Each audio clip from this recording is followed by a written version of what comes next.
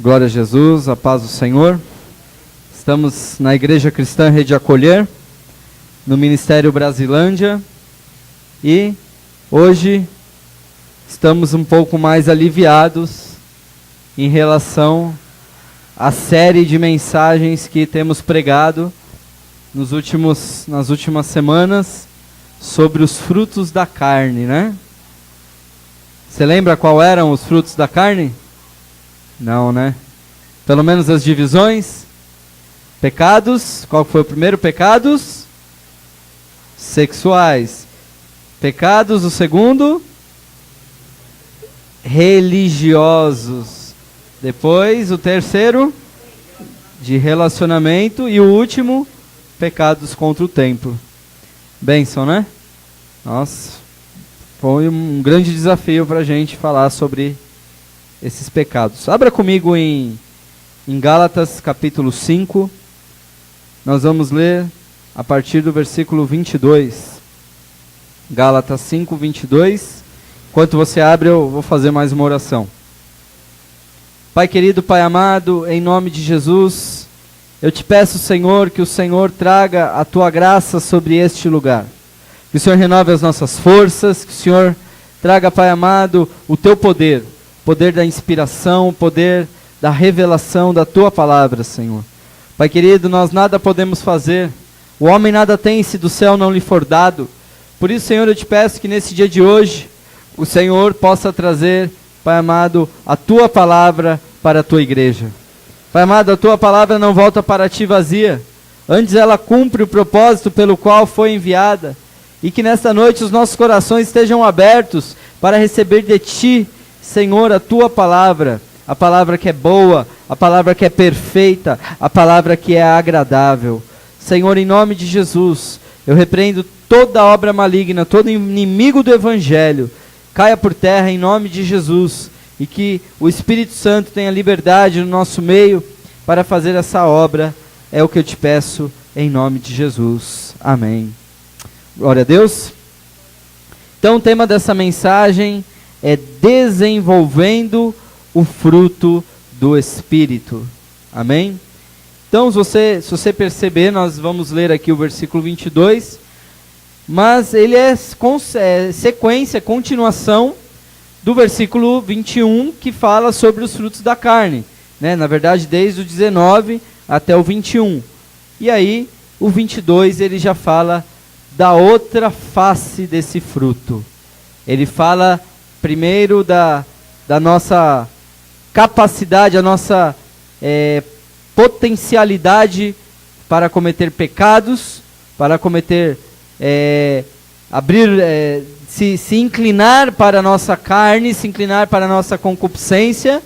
E agora ele inicia aqui uma nova lista, uma lista de frutos do Espírito. Amém? Glória a Deus. Então são os dois lados. Não é só o pecado que nos aflige, nós também temos a possibilidade de desenvolver o fruto do Espírito. Amém? Gálatas 5:22 diz assim: mas o fruto do Espírito é amor, gozo, paz, longanimidade, benignidade, bondade, fé, mansidão e temperança. Amém? Tem algumas traduções que são um pouco diferentes, né? Tem alguma aqui que é diferente dessa que nós lemos? Domínio próprio no lugar da temperança. O último é o domínio próprio, né? Amém, glória a Deus. Então, vamos para a questão da definição, né? O que me chama muita atenção nesse texto, irmãos, de Gálatas 5:22, é que ele usa a palavra fruto no singular. Olha que interessante, ele fala, mas o fruto do Espírito é, e ele lista os 9 frutos que nós podemos desenvolver no nosso espírito, mas ele coloca como singular, como um único fruto. E nós podemos entender que esse fruto, por ser no singular, ele ele é um todo, são várias partes que formam um todo.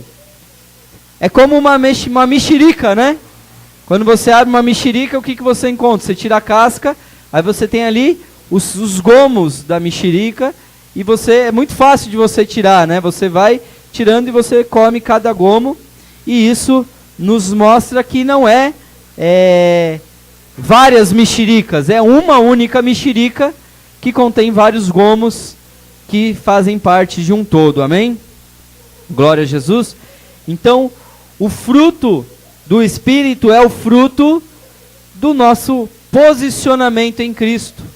É o fruto da nossa capacidade de desenvolver as características que Jesus demonstrou quando Ele estava conosco. Amém? Glória a Jesus. Então, nosso maior exemplo é o nosso Senhor Jesus.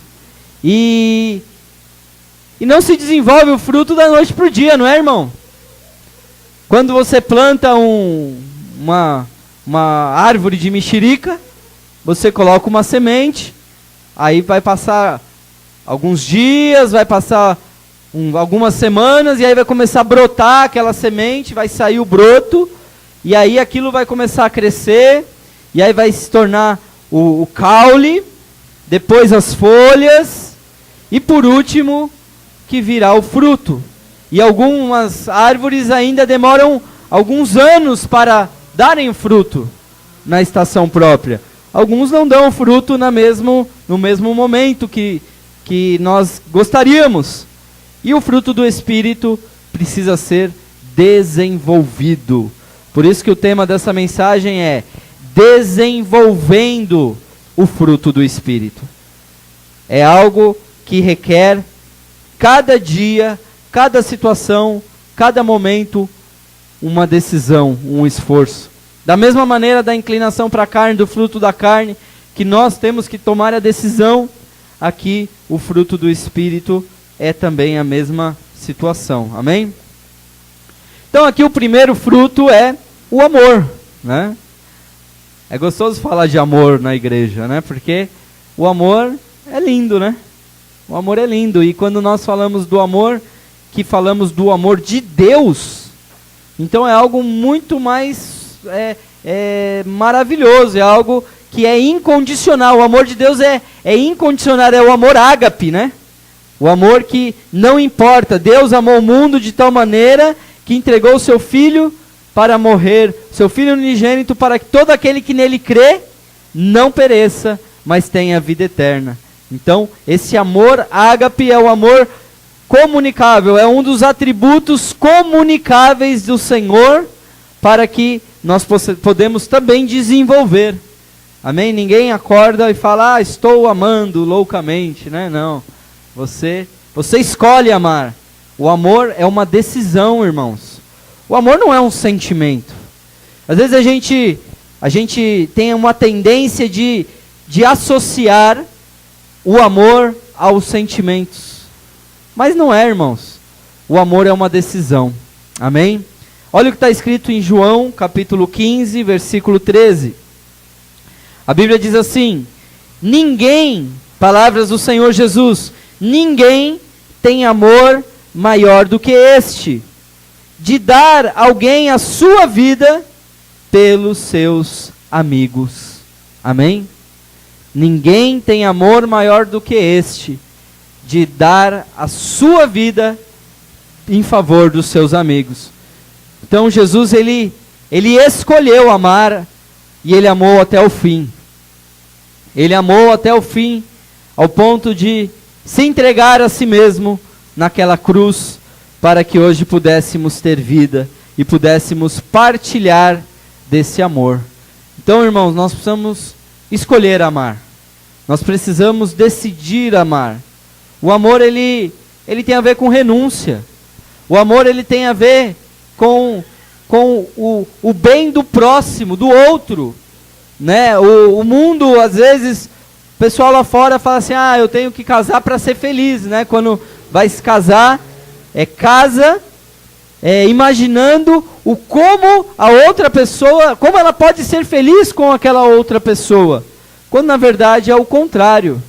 Nós precisamos nos casar com o nosso cônjuge na expectativa de como nós podemos fazer o outro feliz. Esse é a essência do verdadeiro amor de Deus, o amor ágape, o amor que o Senhor disponibilizou para nós. Amém? O segundo fruto é o gozo. O que significa gozo? Gozo significa uma alegria que excede aquela alegria que a gente está acostumado no cotidiano. Tipo, a gente se alegra com muitas coisas, né?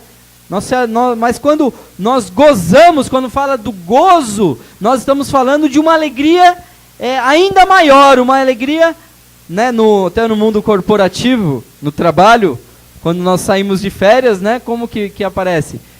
Lá no Lerite, férias gozadas, né? É muito bom estar de férias, é isso que nós precisamos entender, que você trabalha o ano inteiro, e aí quando você, né, soa a camisa, trabalha, e aí você chega às suas férias, para que você possa gozar de uma alegria de poder descansar a mente, descansar o corpo. Alguns de nós não têm férias, né? Principalmente os empresários de plantão, né? Aqueles que acabam tendo que se esforçar ainda mais, né?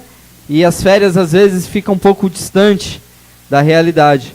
Mas Jesus, Ele é a fonte da nossa maior alegria. Ele é a fonte do nosso gozo. Não há uma alegria maior do que estar na presença do Senhor. Jesus, Ele disse assim, através de Isaías, né, a palavra do Senhor, através de Isaías, capítulo 29, versículo 19, que diz assim: os mansos terão gozo sobre gozo no Senhor, e os necessitados entre os homens se alegrarão no Santo de Israel. Então Jesus, Ele é a fonte. Quando Isaías aqui ele fala gozo sobre gozo, ele está dizendo em uma capacidade que nós não imaginamos de nos alegrar na presença do Senhor. Gozo sobre gozo, alegria sobre alegria. Louvado seja o nome do Senhor. Tem uma coisa chiana aqui, é esse aqui? Louvado seja o nome do Senhor. Oh, glória. Oi? Tá tudo bem, né? Não desliguei nada errado, né? Glória a Deus. Amém. Amor, gozo. Depois vem aquilo que nós tanto precisamos, né? Que é a paz. A paz. Irmãos, não vende paz no supermercado, irmãos. A gente não encontra paz no Center Norte, no Shopping Center. A paz é algo que o mundo até oferece, mas é uma paz momentânea, é uma paz passageira. É uma paz que ela vem em porções e logo se esvainece, logo se vão. Aquela paz que nós falamos do trabalho, das férias, que você trabalha o ano inteiro e quando chega nas férias você quer viajar. E aí você faz aquela viagem e ali naquele momento é o motivo da sua paz. Você tem paz porque você esquece dos problemas, você esquece de todas as situações, das dificuldades do dia a dia. Mas irmãos, quando nós retornamos das férias, tudo está lá. Do mesmo jeito, as lutas vão vir, as dificuldades virão, mas a nossa fonte de paz é o Senhor Jesus. Existe uma palavra no hebraico que é muito conhecida, que é a palavra shalom.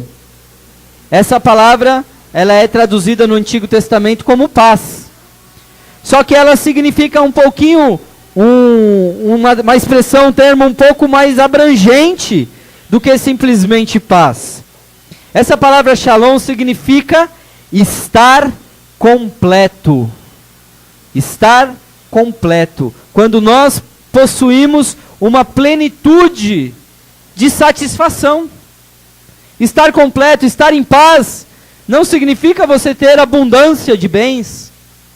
Muitas vezes, homens cheios de bens não conseguem dormir quando coloca a sua cabeça no travesseiro. Homens que são empresários, bem-sucedidos, que têm de tudo, do bom e do melhor, tudo que deseja, o dinheiro pode comprar, mas não tem paz com a esposa, não tem paz com os filhos. E Jesus, ele traz um bem-estar que nos dá contentamento. A palavra shalom, ela também significa contentamento, tranquilidade, sossego. Louvado seja o nome do Senhor. Sossego, irmão. Nada melhor do que ter sossego na vida, não é? Sossego não é você ter ausência de problemas. Sossego é você ter equilíbrio para poder viver as dificuldades, enfrentar as dificuldades, buscar aquilo que é necessário, as decisões necessárias. Por isso que a paz, irmãos, ela é o termômetro para as nossas decisões. A paz, Colossenses capítulo 3, versículo 15, diz que a paz de Cristo seja o árbitro em vossos corações. Ou seja, é aquele que toma a decisão. Então a paz, ela precisa ser um equalizador quando nós vamos tomar decisão. Preciso mudar de casa, né? É uma decisão séria, você assumir um aluguel, você ter que mobiliar a casa, você ter tantas coisas que você vai precisar agora se preocupar, e você tomar a decisão com o coração em paz, é o sinal que Deus vai preparar todas as coisas. Amém? Então sossego, é um sossego interior, é uma paz interior, é uma tranquilidade. Mas também a palavra paz significa segurança e saúde. Olha que interessante, né? Segurança e saúde. Ter paz é estar seguro. Hoje, quando eu estava ajudando a minha mãe a carregar o... Glória a Deus. Vai com Deus, irmão. Eu estava ajudando a minha mãe a carregar o guarda-roupa, né? E aí a gente estava saindo de uma casa, que ela também está de mudança, né? Então eu estava saindo de uma casa e indo para outra, bem pertinho assim, né? Então ia numa casa e ia para outra. Aí minha mãe queria trancar tudo uma casa para ir na outra e, né? Aí abre a outra e entra e depois tranca a outra, volta. Aí eu falei para ela assim, mãe, não se preocupa não, os anjos do Senhor estão aqui. Aí ela olhou assim, falou, então só vou encostar. E aí ela desencanou e começou a ir largar tudo aberto. As duas casas ficou abertas no tempo que a gente estava indo para um lado e para o outro. Ou seja, aquela palavra que eu liberei sobre ela trouxe o quê? Trouxe paz. Ela estava aflita, ela estava pensando, o que será? Será que vão entrar na minha casa? Será que enquanto eu estiver lá, alguém vai entrar, vai roubar minhas coisas? Mas aí ela recebeu a paz. A segurança de que ali os anjos do Senhor estavam guardando. Simples assim, né, irmãos? Os anjos nos guardam. Você crê nisso, irmão? Que os anjos nos guardam? Os anjos são espíritos ministradores a serviço daqueles que hão de herdar tão grande salvação. Ou seja, eu e você. Eles estão conosco. Amém, irmãos? Os anjos, eles são mais reais do que a gente possa imaginar. E o anjo não é aquela figura mitológica de uma criança, um bebezinho de asas, tá, irmão? Peladinho, não. O anjo são seres poderosos e geralmente com mais de 2 metros de altura, com glória, que a glória ela emana, e nós vemos na Bíblia, os homens que tiveram encontros com anjos, eles prostraram-se como morto, caiu no chão com o rosto em terra, de tamanha era a glória, de tamanho era o poder que esses anjos emanavam. Então ter paz é vir com o carro para Brasilândia e não ter seguro. E falar, o meu seguro é Jesus, né? O meu seguro é Jesus. E aquele dia que estávamos descendo ali, eu e Jesus, né? Porque eu estava sozinho no carro, que os dois miliantes me encostaram no meu carro com a arma na mão, né? E mandando eu parar o carro. E aí quando eu levantei as mãos assim, o motoqueiro caiu com a moto, né? E eu fui embora seguir no meu caminho. Então, é a segurança de ter a paz de que Deus está conosco, nos guardando e nos abençoando. Paz também é cura, irmãos. Paz também é prosperidade. Porque a prosperidade não é simplesmente nas questões financeiras. A prosperidade é você prosperar naquilo que você faz, né, irmãos? Nós temos prosperado com a nossa igreja. Nós já estamos há 1 ano aqui na Brasilândia, né? E nós temos prosperado. Mas pastor, a igreja não está lotada. Pastor, o povo não está com as cadeiras lá na calçada. Mas não é esse o nosso objetivo, né? Nós teremos aqui conosco aqueles que o Senhor nos enviar. Aqueles que o Senhor trouxer, que achar graça diante desse ministério, diante da simplicidade do Evangelho que nós pregamos e que nós cremos. E a palavra paz também significa a amizade. Que interessante, que bonito, né? Ter paz é algo extremamente, é um privilégio daqueles que pertencem ao Senhor. E olha o que diz em João capítulo 14, versículo 27. Palavras do Senhor Jesus. Deixo-vos a paz. A minha paz vos dou. E não vou-la dou como o mundo a dá. Não se turbe o vosso coração e nem se atemorize. Então aqui Jesus, ele fala que ele nos dá a paz dele. Não a paz que o mundo dá, mas a paz que só ele pode dar. Jesus é a fonte da verdadeira paz. Amém? E a paz é um desses gomos, né, do fruto do Espírito.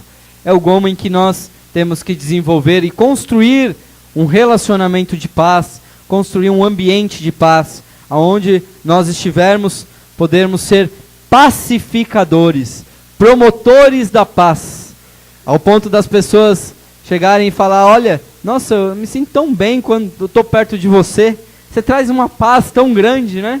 Porque a paz de Cristo está sobre as nossas vidas, amém? Mas pastor, a gente perde a paz, né? É aquela questão da inclinação, né, irmãos?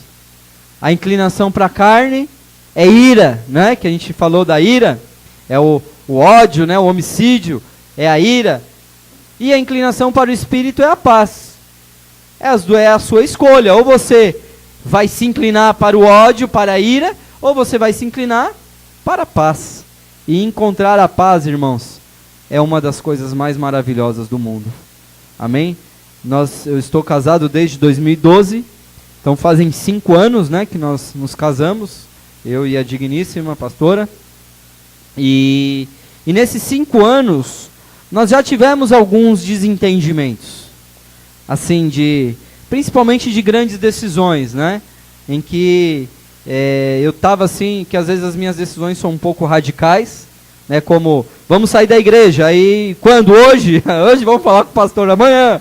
Então, essas coisas trouxeram um certo desconforto, mas em 5 anos nós nunca brigamos, amém? Brigar assim de discussão, de gritos.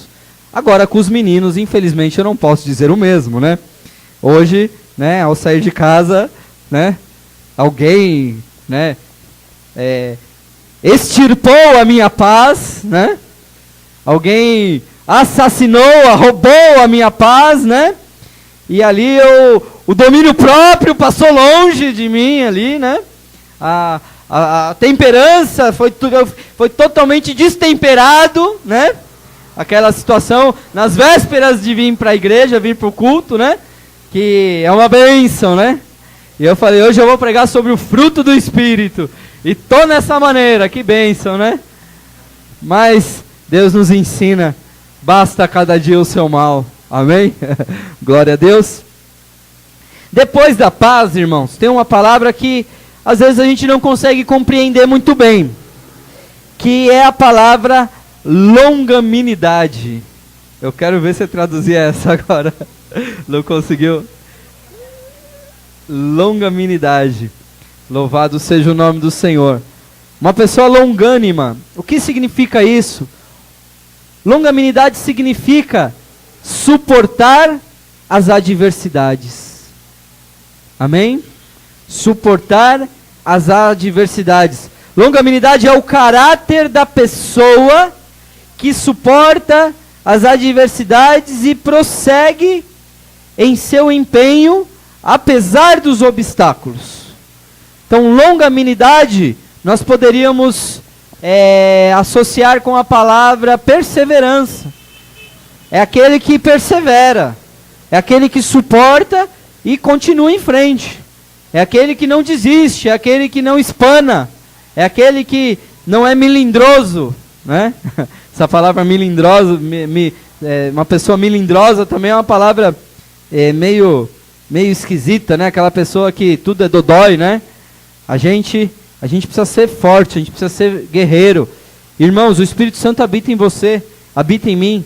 Hoje nós podemos suportar as aflições do mundo, nós já podemos suportar, é uma característica, a perseverança em Deus, porque nós não dependemos da força do nosso próprio braço, porque nós cremos que existe um Deus que está no controle da nossa vida, e quando nós entregamos a nossa vida a Jesus, nós estamos entregando também as dificuldades que nós iremos enfrentar nessa terra, que não serão poucas, irmãos. Nós não pregamos aqui o evangelho do mar de rosas. Nós não pregamos aqui o evangelho de que se você vir para Cristo, a sua vida vai ser só vitória. Não, irmãos, tem derrotas também. O Senhor Jesus, ele disse assim: no mundo tereis aflições, mas tem de bom ânimo. Eu venci o mundo, ele venceu. E se ele venceu, nós temos a esperança de que ele está conosco, de que ele vai nos ajudar, ele vai nos sustentar. Ele está no controle da nossa história, da nossa vida, do nosso caminhar. Ele está olhando, nada passa desapercebido aos olhos do Senhor. Mas quando nós enfrentamos as adversidades da vida, as dificuldades, o apóstolo Tiago, na sua carta, ele diz que nós temos que ter por motivo de grande alegria quando passardes por várias tribulações. Porque a prova da nossa fé, a tribulação, ela produz esperança. E a esperança, ela produz paciência. E a paciência produz um caráter aprovado. Então, quando nós olhamos para a Bíblia e vemos o apóstolo Paulo sendo apedrejado, descendo numa muralha, debaixo, pendurado num cesto. Vemos o apóstolo Paulo sofrendo 3 naufrágios. A gente não, né, se você perguntar para um pescador o que é sofrer um naufrágio, talvez ele tenha uma percepção maior do que a nossa, que a gente dificilmente anda de barco, né? Mas o apóstolo Paulo, ele ficou 3 dias e 3 noites à deriva. A Bíblia chama isso de, ele passou 3 dias e 3 noites no abismo. O abismo, ele chama ali aquele momento de deriva como um abismo, irmãos. Quando ele teve o seu barco lá chegando na ilha de Clauda, é isso? Clauda, Malta. Ele estava lá com as pessoas fazendo uma fogueira e ele foi pegar um graveto e ele tomou uma picada de cobra. Uma cobra venenosa, peçonhenta, porque todos aqueles moradores da ilha falaram: nossa, esse deve ser um homem terrível, porque ele escapou do mar e agora ele vai morrer por causa da picada da cobra. E ali, ele sacudiu a cobra no fogo lá, e diz a palavra que nenhum mal causou, e ao ponto dos moradores da ilha achar que ele era um deus, porque imagina assim, uma cascavel, né? Uma cobra assim que nós conhecemos assim muito, muito venenosa, que nós sabemos que às vezes a morte é iminente, né? Se não correr rápido, se não tomar um antídoto rápido, imagine lá naqueles tempos bíblicos. Então, o apóstolo Paulo, ele em tudo passou por tribulações, irmãos. E ele diz: tudo posso naquele que me fortalece. Ele diz: aprendi a padecer necessidade. Aprendi a ter mais do que é necessário para viver. Tudo posso naquele que me fortalece. Então, o Senhor, ele nos dá a longanimidade. Existe uma capacidade em você de suportar as adversidades. Existe uma capacidade sobrenatural em você de passar pelas tribulações da vida e ter paz na sua alma. E ainda as pessoas olharem e falar, nossa, mas o mundo dele está desmoronando. E ele está sempre sorrindo, está sempre em paz. Se fosse eu, já tinha chutado balde. Se fosse eu, já tinha feito um barraco. Mas a pessoa está ali em paz, longânimo, suportando as adversidades. Suportando porque o Espírito Santo nos ajuda nas nossas fraquezas. Amém? Glória a Deus. Então esse é o quarto fruto, né? O quarto gomo aí desse fruto maravilhoso, que é o fruto do Espírito, a longanimidade. Depois, o quinto é a benignidade. Benignidade é a qualidade de ser benigno, ou seja, é o bom caráter. Uma pessoa boa. Benignidade não é tão somente ações boas, é uma característica de caráter, irmãos. Benignidade é algo que nasce no coração, que é desenvolvido por esse fruto do Espírito, que a pessoa ela passa a fazer o bem, ela passa a ter compaixão do próximo, ela passa simplesmente a gostar de ajudar, a ficar ali feliz ajudando o próximo, né? Esses dias eu estava assistindo um programa da NET, da tribo, lá dos largados lá, de sobrevivência, né? E ali, os sobreviventes ali, eram dois grupos separados, e aí eles se encontraram, e um dos rapazes, acho que foi ontem que eu assisti isso, e um dos rapazes pescou um peixe.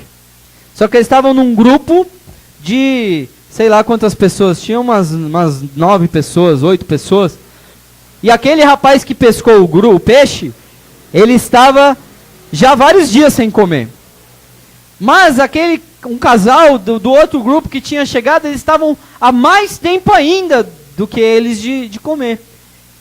E aquele rapaz que pescou o peixe, ele entregou o peixe, e ele estava ali numa alegria, e ele dizia assim que ele estava feliz só de ver o outro se alimentar daquele peixe, que estava há muito mais tempo sem comer do que ele mesmo. Mas ele também estava morrendo de fome. Então ali ele estava fazendo o bem, renunciando a si mesmo, né? Ele poderia falar, não, eu pesquei, eu tenho que participar da refeição aqui também. Mas não, ele abriu mão, e ali o pessoal olhando os dois comer lá, e todo mundo feliz, porque eles estavam ali mais dias sem comer, e puderam fazer essa bondade. Então, nós temos aqui o exemplo bíblico do bom samaritano, né? Que está em Lucas, capítulo 10, versículo 33 a 34, que diz assim: Mas um samaritano que ia de longe chegou ao pé dele, né, de um homem que foi roubado e foi quase tido por morto. Ele estava lá jogado na beira do caminho, e passou um samaritano. E moveu-se de íntima compaixão, e aproximando-se atou-lhe as feridas, deitando-lhes azeite e vinho, e pondo-lhe sobre o animal, levou-o a uma estalagem e cuidou dele. Então aqui nós temos um exemplo que fala sobre um homem que foi assaltado, e ali os ladrões deixaram ele quase morto, espancaram ele. Passou um levita. O levita, nos tempos bíblicos, era era daquele povo escolhido para o sacerdócio. E esse levita, ele passou de largo, ele viu o camarada lá caído, ele falou, não, deixa eu seguir meu caminho, não é comigo. Aí passou também um sacerdote. E aí o sacerdote olhou, viu o camarada caído lá, e ele passou de largo. Mas quando chegou o bom samaritano, este homem bom, que para os judeus era uma mistura, né? Eles não se comunicavam com os judeus, os judeus não se comunicavam com os samaritanos, não gostavam, né? E esse samaritano, ele parou e ajudou aquele homem.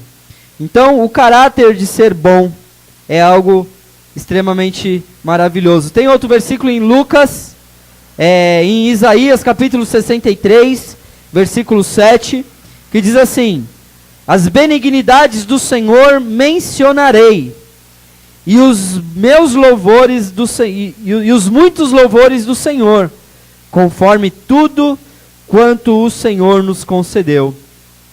E grande bondade para com a casa de Israel, que usou com eles, segundo as suas misericórdias e segundo a multidão das suas benignidades. Então aqui o próximo fruto é a bondade. Então, benignidade é o caráter de ser bom, e a bondade é o resultado de ser bom. Uma pessoa boa, ela produz bondades. Então nós temos que não somente querer ajudar, mas nós temos que colocar a nossa bondade em ação e realmente ajudar. Amém? Glória a Deus. Então é que nem o tema da nossa mensagem, do nosso culto de aniversário, né? Vamos chamar assim. Que é a dedicação que motiva, né? Que está lá em 1 Coríntios, quando fala que vocês estavam dispostos a ajudar desde o ano passado. Achei interessante esse texto, porque nós estamos um ano aqui, desde o ano passado, e vocês são uma bênção. Vocês me motivam a sair lá da Vila Gustavo e pegar 40 minutos de carro para chegar aqui e poder fazer a obra do Senhor juntamente com vocês. Né? É a dedicação que motiva. Então não é só querer fazer o bem, mas ir lá e fazer, executar. Esse é o sexto fruto, a bondade. Amém? Glória a Deus. O sétimo é a fé. A fé, eu já falei para vocês no discipulado nível 1, a palavra fé no original grego é a palavra pistis. Essa palavra tem um significado que se aproxima mais de fidelidade. A fé é fidelidade, mas significa assim, pistis, convicção da verdade de algo, fidelidade, lealdade, caráter de alguém em quem se pode confiar. Olha que maravilha esse fruto, né? A fé é quando as pessoas, elas passam a poder confiar em você. Elas passam a poder ter fé. Não ter fé em você no sentido de querer tirar a fé de Deus e colocar no homem, mas ter fé no sentido de acreditar, irmãos. Hoje em dia, as pessoas não têm mais palavra, né? Hoje em dia, tudo precisa ser registrado no cartório. Antes, né, os mais anciãos, né, falava do fio do bigode, né? Que era a questão da palavra de homem. Não tem esse negócio de, eu falei, eu estou dando a minha palavra, como eu vou cumprir. Não tem a menor chance disso. Ou você acha que eu não sou homem, né? Era uma questão de honra. A palavra do homem era a sua dignidade. Mas hoje em dia as pessoas não têm mais palavra naquilo que faz, naquilo que promete, naquilo que fala. Então, fé, um fruto do Espírito como fé para nós, é o quê? É nós podermos transmitir fidelidade, confiança, as pessoas poderem acreditar que nós somos uma bênção e que iremos fazer aquilo que estamos propostos a fazer. Amém? Glória a Deus. Jesus, ele fez, né? Ele não só prometeu, porque Jesus é a promessa, é a grande promessa de Isaías, quando ele fala, um filho se vos deu, um menino nos nasceu. Né? Ele já trazia a existência, 700 anos antes de Jesus, ele já dizia que Jesus já havia nascido, um filho vos nasceu, um menino se vos deu, né? E ele será chamado maravilhoso conselheiro, Deus forte, Pai da eternidade, príncipe da paz. Então, aqui Isaías, ele traz à existência a promessa do Filho de Deus. E esse Filho de Deus, ele vem em carne e ele faz aquilo que ele se propõe a fazer. Aquilo que o Pai o enviou. Que é o versículo que vocês já conhecem, que está em Filipenses capítulo 2, versículo 8, que diz assim: e achado na forma de homem, humilhou-se a si mesmo, sendo obediente até a morte, e morte de cruz. Ele foi fiel. Nós podemos confiar, nós podemos ter fé nele, porque ele foi fiel. Amém? O fruto da fé está nele e nós podemos confiar. Glória a Jesus. O 8º fruto é a mansidão. Esse é o mais difícil, né? Parece que desenvolver a mansidão. Engolir o sapo, né? Mas parece que às vezes a gente engole o sapo com o chefe, mas chega em casa e não consegue engolir o sapo com a esposa, né? Com o marido, né? Engole o sapo lá no cabeleireiro, né? Tem que falar das irmãs também, né, irmãos? E aí não consegue engolir o sapo com o marido, né? A gente precisa aprender a ter mansidão, a ter domínio próprio, a ter a temperança, porque a mansidão eu escrevi assim, mansidão, ele demonstrou um domínio, Jesus, ele demonstrou o domínio próprio que excede as dores e aflições. O nosso maior exemplo, Jesus, ele suportou, e suportou de boca fechada, irmãos. Olha o que diz em Isaías 53, versículo 7. Ele foi oprimido e afligido, mas não abriu a sua boca. Como um cordeiro foi levado ao matadouro, e como a ovelha muda perante os teus tosqueadores, assim ele não abriu a sua boca. Ou seja, ele teve domínio próprio. Ele foi manso, ele foi humilde, ele suportou, ele sofreu calado, ele aceitou a afronta, ele aceitou as dores, e ele não abriu a sua boca. Muitas vezes, irmãos, a gente precisa fechar a nossa boca. O domínio próprio, lembra da ira? Eu não sei porquê, mas parece que os frutos do Espírito, eles confrontam os frutos da carne, né? Os frutos do Espírito são um reflexo, né? Ele é oposto aos frutos da carne. Porque a mansidão é o quê?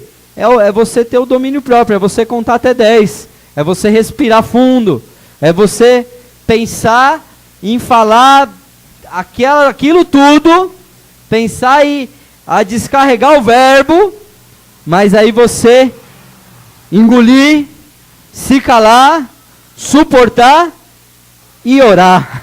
Olha, até rimou, hein? E orar, irmãos. Tá irritado, vai orar, irmãos. Dobra o teu joelho e tudo aquilo que você gostaria de falar para aquela pessoa, você fala para Jesus. Fala: Jesus, eu não aguento mais.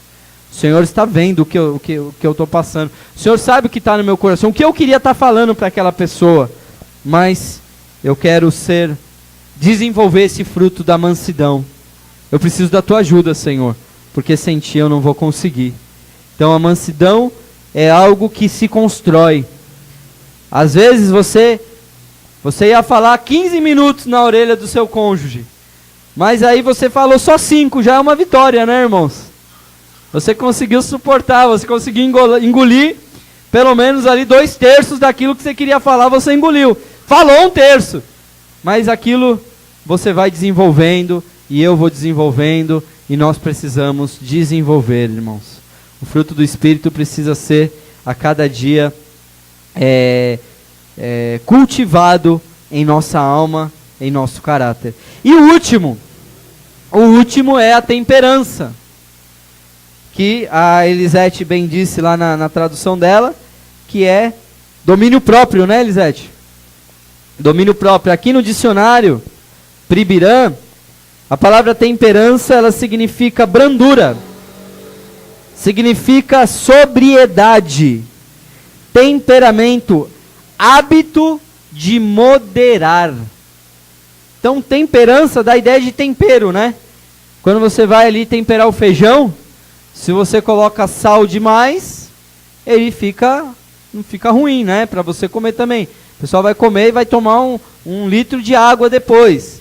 Mas se você também colocar sal de menos, ele vai ficar ali meio xoxo, né? Vai ficar sem gosto. E aí você não vai pôr só o tempero, né? Você não vai pôr só o sal, você vai pôr tempero, você vai pôr o bacon, né, que vai dar ali um... Quando eu morava sozinho, que eu cozinhava, as minhas comidas eram muito temperadas, assim, muito fortes, porque eu achava que quanto mais tempero, mais gostoso ficava. E eu não tinha muita temperança, eu não sabia muito temperar, mas eu comia, e era uma bênção. E hoje, graças a Deus, a minha esposa, ela cozinha muito bem, tem temperança, ela tempera meus feijão lá, uma delícia, eu como com farinha, depois repito, e se bobear, ponho no pão depois e como de novo. Glória a Deus, né? Estou depositando, né, irmãos? Ela vai ouvir a mensagem daqui a pouco, né? Amanhã ou depois, então tem que depositar. Louvado seja o nome do Senhor. João capítulo 8, versículo 7, a palavra do Senhor diz assim: e como insistissem, perguntando-lhe, endireitou-se e disse-lhes: aquele que entre vós está sem pecado, seja o primeiro a atirar uma pedra contra ela. Então aqui o texto a gente conhece, que é a mulher adúltera, e a gente sempre dá o foco ali no pecado, né? Aquele que não tem pecado atira a primeira pedra, mas olha a mansidão, olha a brandura de Jesus diante desse cenário. Jesus estava lá e chegou aquela multidão de religiosos e jogaram aquela mulher diante de Jesus. E a palavra de Deus diz que Jesus ele estava abaixado, escrevendo sobre areia, escrevendo na areia ali com o dedo.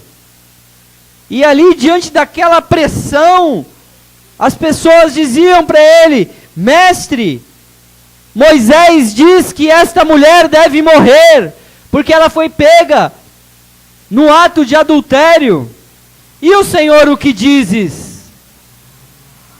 E essa brandura, essa temperança de Jesus, ele não se precipitou na sua palavra, ele não brigou com ninguém, dizendo: olha, vocês são loucos, olha o que vocês estão fazendo com essa mulher. Ele não deu lição de moral, ele simplesmente, com muita temperança, ele escrevendo na areia, ele se endireitou e disse: aquele que não estiver pecado, que atire a primeira pedra. Temperança também é sabedoria em dar respostas. Temperança é você pensar antes de falar. É você refletir naquilo que você vai responder.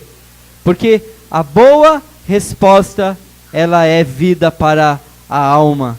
Amém? A palavra branda desvia o furor, diz lá em Provérbio. A palavra branda desvia o furor. Então, às vezes, maridos e esposas, quando o seu cônjuge estiver a ponto de ter um ataque, né?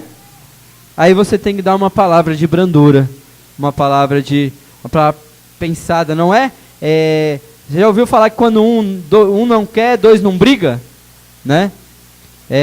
Você já viu aquela situação de que quando às vezes duas pessoas estão discutindo e aí uma pessoa fica quieta, a pessoa não discute, não entra naquela briga, naquela discussão, e a outra pessoa acaba ficando mais irritado ainda pela pessoa não revidar naquela né? Parece engraçado, mas às vezes acontece isso, irmãos. Então a palavra branda, ela desvia o furor. Então, irmãos, engole o orgulho e fala: me desculpa. Experimenta quando a outra pessoa, o seu cônjuge, a sua esposa, o seu marido, o seu pai, amém? Quando seu pai estiver todo, né, irritado, né, estiver todo a ponto de sair pegando a cinta, né, aleluia. Aí, o que o filho sábio tem que fazer? Tem que liberar uma palavra branda. Tem que falar: pai, me perdoa, pai, eu vou prestar atenção, eu não vou fazer de novo. Aí aquele... tá bom.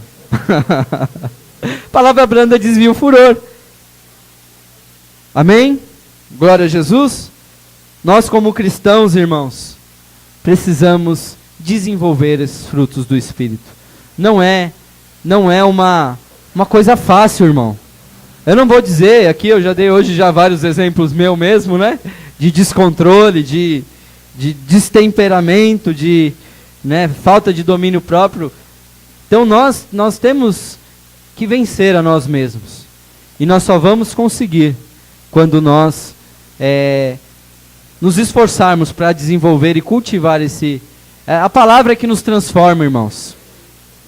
Tudo isso que eu estou dizendo aqui não é uma invenção minha, não é uma palestra de motivação, mas é a própria palavra de Deus. Então a palavra de Deus, ela precisa produzir isso em nós.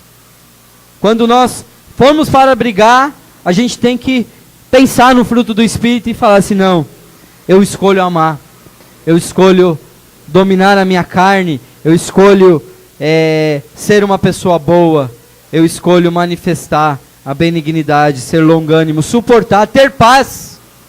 Louvado seja o nome do Senhor. E de sobretudo, ter amor. Amém? Procure enxergar o fruto do Espírito como os atributos de Jesus em nós, que são produzidos pelo Espírito de Deus em uma caminhada cristã abençoada. Então, nós precisamos olhar para Jesus, irmãos. Não dá. Nós precisamos olhar para Jesus. Jesus é o nosso alvo. Ele é o nosso objetivo, Ele é o nosso foco, Ele é a nossa direção. Nós falamos aqui, quando falamos da fé, né, que nós devemos olhar para o homem, porque o homem é exemplo de fé, né? Temos que imitar a fé daqueles que nos ensinam a palavra de Deus, mas também nós não podemos deixar de olhar para Jesus, porque em Jesus nós encontramos todos esses frutos na manifestação do seu ministério. Amém? Glória a Deus. E para encerrar aqui o último versículo, João, capítulo 15, versículo 4, que diz assim: permanecei em mim, e eu permanecerei em vós. Como a vara de si mesma não pode dar fruto, se não permanecer na videira, assim também vós, se não permanecerdes em mim. Você quer dar fruto? Quer dar os frutos do Espírito, irmão? Então você precisa permanecer em Jesus. Amém? Glória a Deus. Você pode aplaudir ao Senhor por essa palavra, em nome de Jesus.